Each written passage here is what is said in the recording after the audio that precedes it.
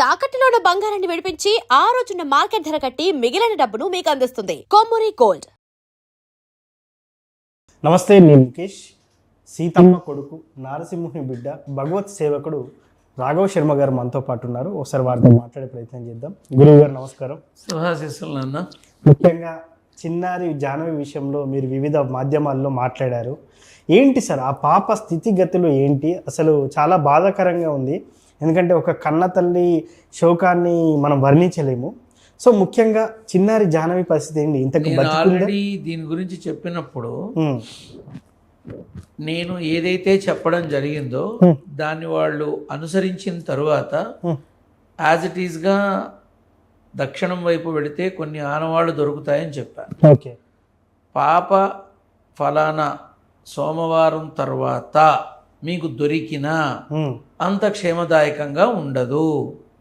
ఒకటి. రెండోది, శునకం ఆ భైరవం ఏదైతే ఉందో, ఆ కుక్క ఏదైతే ఉందో, అది ఏ రకంగా అయితే వచ్చి ఉన్నదో అది బ్రతకదు. అది బ్రతకదు, ఖచ్చితంగా బ్రతకదు. అది మీరు బ్రతుకుతుందని అనుకుంటున్నారు, అది బ్రతకదు, శుష్కించిపోయి చచ్చిపోతుంది అని చెప్పా. ఓకే. అలాగే అత్యాశ, దురాశ, వ్యామోహాల కొద్దీ జనాలు ఎంత చెప్పినా వాళ్ళ పిచ్చి మూఢనమ్మకాలు విపరీతమైపోయి ఈ చేతబడులని కానీ ఇంకోటిని కానీ వాటి కోసం ఎంతోమందిని బలి పశువుల్ని చేస్తున్నారు. ఇది కూడా చెప్పా. అప్పుడు నేను చెప్పిన విధంగా తర్వాత వీళ్ళు నాకు తెలియపరిచింది ఏంటంటే, ఇట్లా మీరు అన్నట్టు అటువైపు వెళితే ఏవో బొమ్మలు దొరికాయని, ఏవో సమ్ తాళ్ళు దొరికాయని, ఏదో సమ్ పెట్టుకునేవి దొరికాయని రకరకాలుగా చెప్పుకుంటూ వచ్చారు. ఓకే. అలాగే ఆ కుక్క కూడా వచ్చిన 3-4 రోజులకి రకరకాలుగా ప్రవర్తిస్తూ చచ్చిపోయింది. అవును.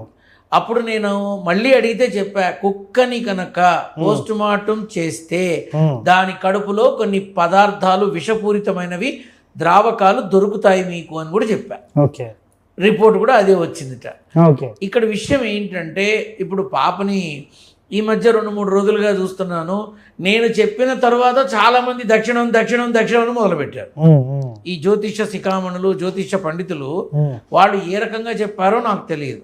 ఒకళ్ళు 320 కిలోమీటర్లని, ఒకళ్ళు 400 ఇలా రకరకాలుగా చెప్పుకుంటూ వచ్చారు. పాప అంత దూరం వెళ్ళలేదు, అస్సలు వెళ్ళలేదు. పాపని తీసుకెళ్ళడం జరిగింది. అక్కడ మీకు ఆనవాళ్ళు ఏవైతే ఉన్నాయో ఖచ్చితంగా ఆ పాదముద్రలు పాపవి, పసిపాపవి 200 మీటర్ల వరకు మాత్రమే ఉంటాయి.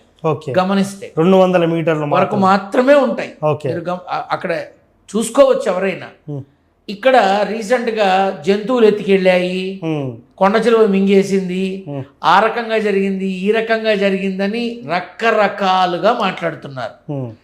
ఇన్ని రోజుల్లో ఒక కొండ చిలువ కానీ, ఒక పాము అయితే కాటేస్తుంది, వదిలేస్తుంది కదా, కొండ చిలువ మింగుతుంది. కొండ చిలువ మింగితే కొండ చిలువ లాంటి సర్పరాజాలకి ఏంటంటే, అవి తిన్న తర్వాత ఆ శరీరానికి సంబంధించిన వస్తువులు కానీ బట్టలు కానీ ఏమన్నా ఉంటే అవి ఉమ్మేస్తాయి.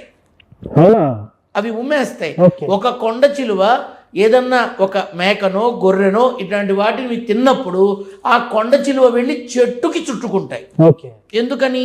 లోపల ఉన్న ఎముకలకి సంబంధించిన ఏవైతే ఉంటాయో అవి విరిగిపోయి పొడిగా చూర్ణం అవ్వడం కోసం అలా చుట్టుకొని ఉంటాయి. ఏదైనా పదార్థాలు, ఇప్పుడు మేకలైనా ఇంకోటైనా వాటికి సంబంధించినవి ఉమ్మేస్తాయి. ఈ వస్త్రాలు ఇవి మింగవు, ఉమ్మేస్తాయి. ఇది కొండ చిలువకి సంబంధించిన సారాంశం, ఎవరైనా ఎంక్వైరీ చేసుకోవచ్చు. కానీ అవి దొరికాయా? సో నేను ఆనాడు చెప్పాను, పాపకి సంబంధించి ఆనవాళ్ళు ఏవైతే ఉన్నాయో అటువైపే కాస్త గమనిస్తూ పోతే, సర్వే ఆఫీసర్స్ ఎవరైతే ఉంటారో ఫారెస్ట్ వెళ్ళారు, పోలీస్ డిపార్ట్మెంట్ వెళ్ళారు, ఇంకా రకరకాలుగా వెళ్ళారు. ఆర్కియాలజీ డిపార్ట్మెంట్లో భూమిలో నీరు ఎక్కడుంది, భూమిలో ఖనిజం ఎక్కడుంది, భూమిలో వస్తువు ఎక్కడుంది అని తెలుసుకోగలిగేటటువంటి సర్వే ఆఫీసర్లు వెళితే ఖచ్చితంగా ఆ పాపకి సంబంధించిన మెడలో ఉన్న లాకెట్లు కానీ, పాపకి సంబంధించిన కడియాలు కానీ వాటిని ఐడెంటిఫై చేసే అవకాశం ఆ డిపార్ట్మెంట్ వాళ్ళకే ఉంటుంది.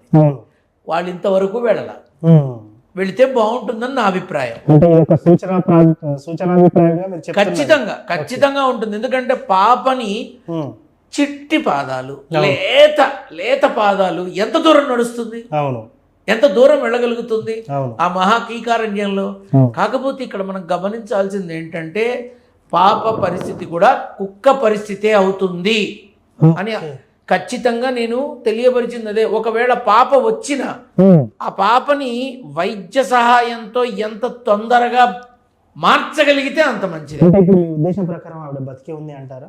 ఇప్పుడు అది ఒక మనిషి గురించి తెలియకుండా మాట్లాడకూడదు. ఓకే. వాడు చేస్తాడు. ఈ మధ్య కొంతమంది చూశారు, ఉమ్, వీళ్ళు వీళ్ళు సూసైడ్ చేసుకుంటాడు, వాడు చచ్చిపోతాడు, వాడికి ఆయుష్ లేదని కొంతమంది మన మాధ్యమాల్లో మహామహులు చాలామంది మాట్లాడుతున్నారు. నిజానికి ధర్మబద్ధంగా మనం మాట్లాడకూడదు, ఓకే, చెప్పకూడదు. నాకు తెలుసు అనుకుందాం కానీ చెప్పకూడదు. ఓకే.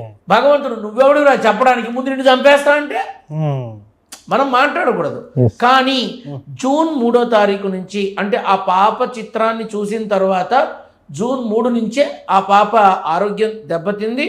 ఆ తర్వాత ఆ పాపని ఉత్సాహపరిచే కోణంలో పాపని చాలా సందడిగా మాట్లాడించడాలు, చేయడాలు, వీడియోలు ఇవన్నీ చేశారు వాళ్ళు. 2 నెలల 18 రోజులు విపరీతమైన కష్టకాలం పాపకి. జూన్ 3 నుంచి 2 నెలల 18 రోజులు విపరీతమైన కష్టకాలం. ఇప్పుడు ఏం నడుస్తుంది కదా. సో ఇప్పుడు ఏంటంటే పాప మనిషిగా మనం కోరుకోవాల్సింది క్షేమంగా రావాలని. ఆ క్షేమంగా వచ్చినప్పుడు ఆ పాపని ఎంత తొందరగా వైద్య సహాయాన్ని అందించగలిగితే కొంచెం ఆస్కారం ఉంటుంది. కానీ ఆస్కారం లేదు, కష్టకాలం నడుస్తుంది. వాడెవడో వచ్చి నేను పాపం తీసుకొచ్చేస్తా గాల్లో నుంచి, నేను ఏదో తెమ్మప్ప. మరి అటువంటిప్పుడు వీళ్ళంతా చాలా మంది ఉన్నారుగా, వాళ్ళందరినీ ఎందుకు కనిపెట్టట్లా? కనబడటం లేదు అని యాడ్లు ఇచ్చి టీవీల్లో పెట్టి, పేపర్లలో పెట్టి, పోలీస్ స్టేషన్ రికార్డ్స్లో పెట్టి ఇంత జరుగుతోంది కదా. మరి వీళ్ళంతా వెళ్ళి ఎందుకు చెప్పట్లా? ఎవరెక్కడున్నారో ఎందుకు చెప్పట్లా? సో దయచేసి ప్రజలని మభ్యపెట్టే విధంగా మనం మాట్లాడకూడదు. నారసింహుడి అనుజ్ఞతో ఆ రోజు చెప్పా, దక్షిణం వైపు వెళితే ఆనవాళ్ళు దొరుకుతాయి అని. దొరికాయిగా, చూశారుగా. ఖచ్చితంగా కుక్క శుష్కించి చచ్చిపోతుంది, జరిగిందిగా. ఆ కుక్కని పోస్ట్ మార్టం చేశాక వచ్చిన పదార్థాలు కడుపులో ఉన్నవి ఏవైతే ఉన్నాయో నేను ఏం చెప్పానో అదే జరిగింది. ఇక్కడ నేను నా నాన్న అనుగ్రహంతో చెప్తా తప్ప వేరే ఏం లేదు. కానీ ఆర్కియాలజీ డిపార్ట్మెంట్ వాళ్ళు కనుక వచ్చి జల్లెడ పడితే, ఇప్పుడు బాంబులు ఎక్కడున్నాయి, ఆర్డిఎక్స్లు ఎక్కడున్నాయి, బందోబస్తుకు వెళ్ళేటప్పుడు ప్రోటోకాల్ చెకింగ్లు ఇవన్నీ ఉంటాయి కదా, వాళ్ళు కూడా వచ్చి ఒక్కసారి ఆకాశంలో డ్రోన్ల నుంచి చూసిన వాళ్ళు భూమి మీద ఉన్నటువంటి ఈ పరీక్ష ఒక్కసారి చేస్తే తప్పకుండా ఫలితం ఉంటుంది. సార్ ఒక చిన్న ప్రశ్న, అంటే ఇప్పుడు చిన్నపిల్లల్ని కొన్ని సినిమాలలో కూడా నేను చూస్తూ ఉంటాను, కిడ్నాప్ చేసి ఏదో చేతబడికి తాంత్రికం కోసం వాడతారు. సినిమాలే నాన్న పబ్లిక్ గా జరుగుతుంటే పసిబిడ్డల్ని చేతబడులకి నరబలి అనే పేరుతో ఇస్తే అతీతమైన శక్తులు వస్తాయని, నిధులు వస్తాయని, అవి దొరుకుతాయి ఇవి దొరుకుతాయని మభ్యపెట్టి మాయ చేసి ఆడవాళ్ల మానాన్ని దొంగిలించి, మగవాడి డబ్బుని హరించి, పసిబిడ్డల ప్రాణాన్ని తీసి ఏం సాధిస్తున్నారు? వెళ్ళి జైల్లో కూర్చుంటున్నారు. అవును. ఇక్కడ మీ మీడియా ద్వారా, మీ మాధ్యమం ద్వారా నేను చెప్పేది ఒకటే, చేతబడులకి, క్షుద్ర పూజలకి నష్టాలు తప్ప ₹1 లాభం లేకపోగా ఉన్నవన్నీ పోతాయి, మొత్తం పోతాయి. దయచేసి ఎవరన్నా చెబితే గుడ్డిగా నమ్మకండి, మీ జీవితాలు నాశనం చేసుకోకండి. సో మొత్తానికి పాప విషయంలో ఫైనల్ గా మీరు చెప్పేది ఇదే, 2.5 నెలలు కష్టకాలంగా ఉంది. ఖచ్చితంగా అప్పటి వరకు ఆనవాళ్ళు అసలు దొరకవంటారు. ఇప్పుడు నేను చెప్పాను కదా, కొన్ని ఏవైతే 1-6 ఉంటాయో అవి దొరికినాయి. అయితే ఇక్కడ విషయం ఏంటంటే, రీసెంట్ గా ఒక బొమ్మ దొరికింది కంచె దగ్గర అని అన్నారు. It was created, it was not original. అది పూర్తిగా పక్కదోవ పట్టించే ప్రయత్నంలో చేసిన పనే అని నేను అంటాను. ఎందుకంటే పాప నడిచి వెళుతున్న వీడియోలో ఆ బొమ్మలు లేవు, ఆ బొమ్మలు లేవు. ఆ పాపని కేవలం 200 మీటర్ల తర్వాత గమనిస్తే ఖచ్చితంగా మీకు కొన్ని అక్కడ ఆనవాళ్ళు దొరికి తీరుతాయి. అక్కడ ఉన్నవారందరికీ నా యొక్క సలహా అదే, ఎక్కడెక్కడో వెతుకుతున్నారు, అక్కడ వెతకండి. సో చిన్నారి జాహ్నవి క్షేమంగా ఉండాలని సంతోషంగా ఖచ్చితంగా ఉండాలని కోరుకుంటాను. అంతేకాదు దొరికిన వెంటనే అక్కడ ఒక అంబులెన్స్లో ఆ పాపని వెంటనే అత్యాధునిక వసతులకు ఉన్న ఆసుపత్రికి తీసుకెళ్తే కొద్ది రోజులు ఖచ్చితంగా వాళ్ళ అవగాహనలో ఉంటే తప్ప చెప్పలేము. అది థ్యాంక్ యూ సార్. శుభం భూయాత్.